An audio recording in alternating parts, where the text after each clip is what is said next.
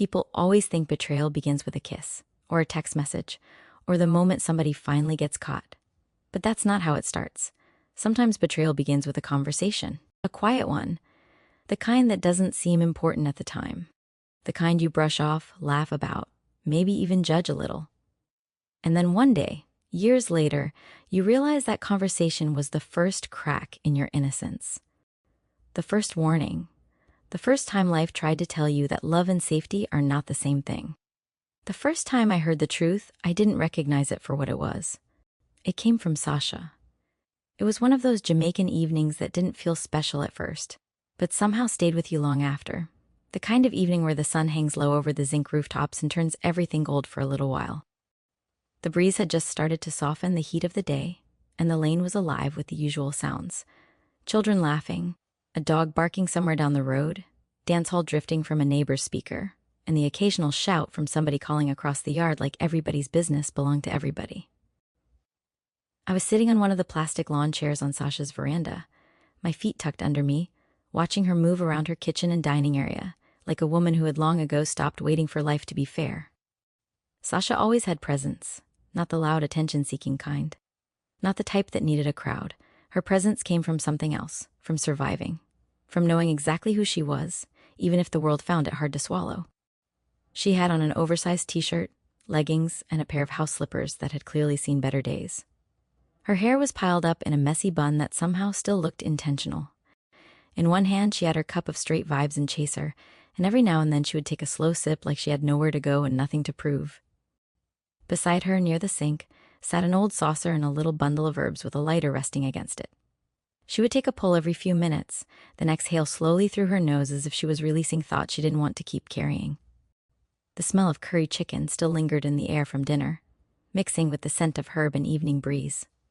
From the hallway, her children's school bags were dropped in a row against the wall, half-zipped and overstuffed, like little signs of real life happening all around us. It felt normal, warm, familiar, safe.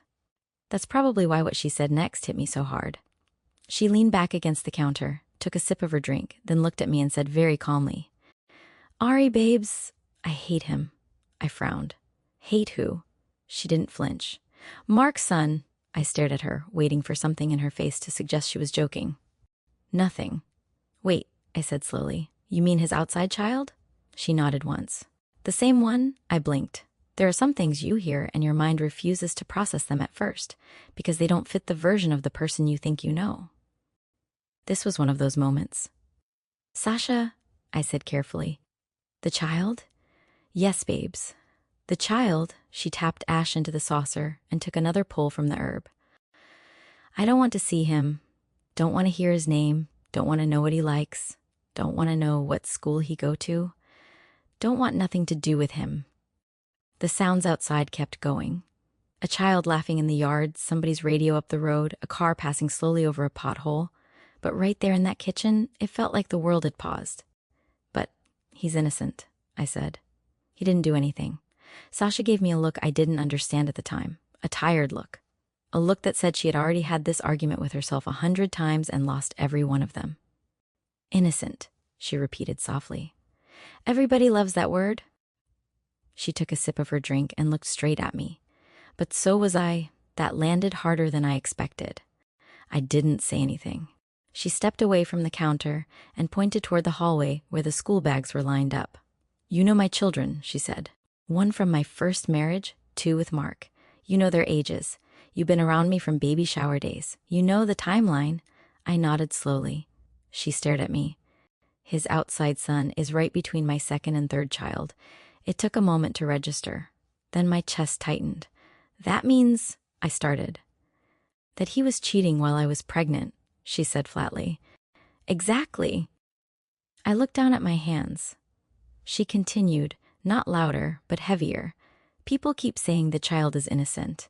They say he didn't ask to be here. And yes, that's true. But neither did I ask for this. I was innocent too, Ari. I was a wife. I was home minding my business. I was taking care of my family.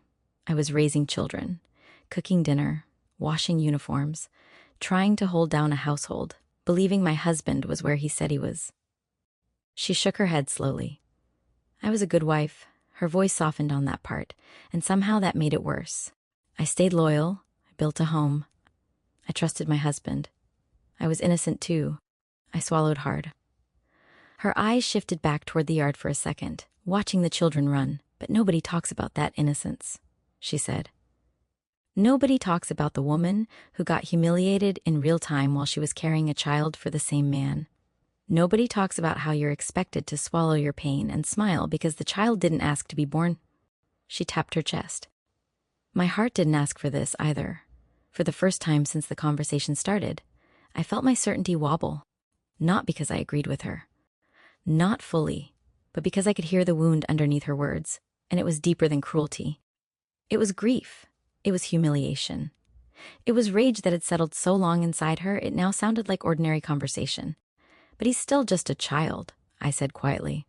She nodded. I know. Then don't you feel bad? I asked. Saying you hate him like that? Of course I do, she said immediately. I feel guilty as hell. That's part of what makes it so ugly. She leaned against the counter again and took another slow pull on the herb. You think I want to be this woman? You think when I was younger I pictured myself one day saying, I hate a child? No. I thought I'd be the kind of woman who loves everybody, forgives everything, keeps the peace. Her laugh was low and bitter. Reality humble people fast. I looked down, rubbing my thumb over my fingertips. At that point in my life, I still believed in certain protections. I believed being educated protected you. I believed being disciplined protected you. I believed prayer protected you. I believed being a good woman to a good man put you in a different category. And most of all, I believed Wayne would never do anything like that to me. Wayne and I had history. Real history. Not loud history. Not social media history. Not one of those relationships built on performance and nice pictures and secret misery. We had roots, the kind people envied quietly. We didn't fall in love overnight. We grew into it, slowly, gently. Like two people learning each other's language until home began to sound like one voice. I met Wayne during grad school at a charity event. I was volunteering, serving food and helping with setup, and he was there assisting his uncle. I remembered him noticing me before he spoke to me, not in a flashy way, not in the way some men notice women. He looked at me like he was trying to understand me. When he finally approached, he had this nervous little smile and his hands shoved into his pockets. He said, "You look like you came here to help, not to get attention." I laughed and asked him how he could tell. Because you actually helping, he said. Not posing for the camera like everybody else. That was Wayne. Observant, detailed, calm. The kind of man people trusted quickly. For years, he was consistent. He cooked for me. He prayed with me. He came across town after long shifts just to see me for 20 minutes. He learned my coffee order, my stress habits, my moods, my silences. He was there for my master's degree. He was there when I opened my first office. He was there carrying boxes, fixing furniture, telling people with full pride, "That's my wife." And his mother loved me, deeply. The kind of mother-in-law women pray for. Warm, godly, soft-spoken but strong. Every time I visited, she'd hold my hands in hers and say, "Father God, bless this union. Protect them from temptation. Protect them from outside influence. Keep their hearts soft and their home covered." And I believed those prayers. I believed them like walls. So sitting in Sasha's kitchen listening to her say she hated her husband's outside child felt wrong in a way I couldn't fully explain. Not just morally wrong, spiritually wrong, emotionally wrong, like she had crossed into a place I could never imagine myself going. "I don't think you're a bad person," I told her carefully. I don't know, Sash. It's hard for me to process." She looked at me in a way that made me feel seen and judged at the same time. "Of course it is," she said. "Because you're still on the safe side." I frowned. "The safe side?" She nodded. "You're still in the that could never be me part of life." I opened my mouth to respond, but she kept going. "And maybe I should be happy for you," she said. "Maybe I should say good. Maybe I should pray it never reaches your doorstep. And honestly, I do. But don't sit there and judge me from the outside of a pain you've never had to survive." "I'm not judging you," I said quickly. She gave me a look that told me she heard the lie before I finished saying it. "Yes, you are," she said simply. "You're just doing it quietly." We were both quiet after that. Outside, a breeze shifted the curtain over the back door. Somewhere down the lane, a man laughed too loudly. A car stereo thumped in the distance. Life went on the way it always does, even when a person's whole heart is sitting open on a kitchen counter. After a minute, Sasha took another sip and said, "Let me ask you something, Ari." I looked up. "Say you're with a man, you give him years, loyalty, sacrifice, you build with him, you trust him, you carry his children, and then you find out he has another child right there in the middle of yours. Same timeline. Same stretch of life where you thought your marriage was secure. Would you really be able to separate the child from the pain?" I opened my mouth to answer, and nothing came out, because the truth was, I didn't know. I wanted to say yes. I wanted to say of course.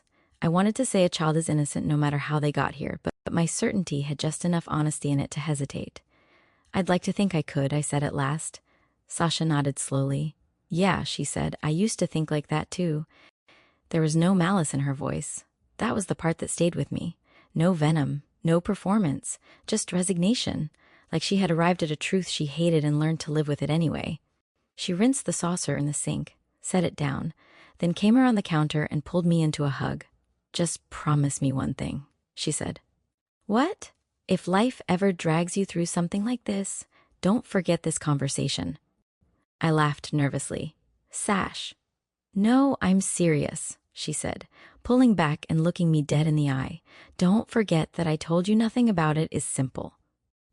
I nodded, mostly to end the conversation. "I won't, but the truth." As I drove home that night, I did judge her, quietly, internally. The kind of judgment good women don't say out loud because they want to keep looking kind. I thought, I can never be like that. I can never hate a child for what a grown man did. I'm stronger than that, more forgiving than that, my faith deeper than that, my love different than that. I thought my discipline, my education, my marriage, my prayers, my good wife status, all of it, somehow placed me in a safer category, a protected one. When I got home, Wayne was stretched across the couch with the TV low and one arm over his eyes. He looked tired from work, peaceful in the way men look when they think the life they built is secure. I kissed his cheek and he smiled without opening his eyes. "You home?" he murmured. "Yes," I said. He reached for my hand. His mother called a little later that night while we were in the kitchen. She prayed over us through the phone the way she always did, asking God to bless our home, strengthen our bond, and cover our future children. "Amen," I said, meaning it, believing it. I went to bed feeling safe. I didn't know it then, but that conversation in Sasha's kitchen had planted a seed in my life, a dangerous one, a quiet one, because after that night, every now and then, her words would come back to me at strange moments. When Wayne was running late, when he stepped outside to take a call, when I saw women online posting things about loyalty and pain and side babies and outside pick-me. Not enough to make me suspicious. Never that. Just enough to linger. Like smoke in a room after the match is already out. Still, I trusted my husband. Wayne wasn't perfect, but he wasn't careless. He wasn't reckless. He wasn't the kind of man I believed could break me in such a common, humiliating way. That was for other women, other marriages, other lives. Not mine. At least, that's what I believed. And that's the thing about innocence. It doesn't usually leave all at once. It leaves in layers. A layer every time you ignore a warning. A layer every time you call something normal because you're too invested in peace to examine discomfort. A layer every time you believe your love is somehow strong enough to exempt you from human weakness. Back then, I still had all my layers, or at least I thought I did. I didn't know that while I was still sitting safely inside my certainty. Life had already begun moving pieces around me. I didn't know the story was already in motion. I didn't know another woman already existed at the edge of my marriage, carrying something that would eventually split my entire world in two, and I definitely didn't know that one ordinary Tuesday night would be the night my innocence stopped protecting me. It started like any other evening. Quiet, routine, nothing dramatic, nothing loud. The kind of ordinary night that makes betrayal feel even crueler later because there was no thunder, no warning, no shift in the sky. Just normal life doing what normal life does right before it breaks. Wayne came home later than usual. Not very late, just late enough. Late enough for me to glance at the time and then talk myself out of caring. Late enough for a tiny voice in the back of my mind to whisper, "Remember what Sasha said?" I pushed the thought away. When he walked through the door, he looked tired. He kissed my forehead, dropped his keys in the bowl by the door, and apologized for the delay the way he always did. "Traffic bad," he said, "and a stop by the wholesaler took longer than I expected." I nodded like it was nothing. Maybe it was nothing. Maybe that part really was traffic. Maybe not. That's another thing I've learned. Sometimes when a life falls apart, you start going back through old days like a detective at a crime scene, trying to decide which moments were harmless and which ones were already contaminated. But in real time you don't know. In real time, you just warm the food, ask if he ate, and move through your normal evening like your life is still yours. That night, I did exactly that. And somewhere in the back of my mind, so quiet I almost missed it, Sosha's voice passed through me one more time. "You're still talking from safety." I remember standing there in my kitchen, one hand on the counter, looking at the man I loved and thinking how grateful I was that her pain wasn't mine. How lucky I was. How covered I was. How different my story would always be. I had no idea that by then, the truth was already alive, already formed enough to destroy me, already growing inside another woman. And I didn't know that the very next time I thought about Sasha's words, it would be because I was staring at something that would change the way I saw my husband forever. Because the truth I was about to uncover was no longer just a secret. It had a heartbeat,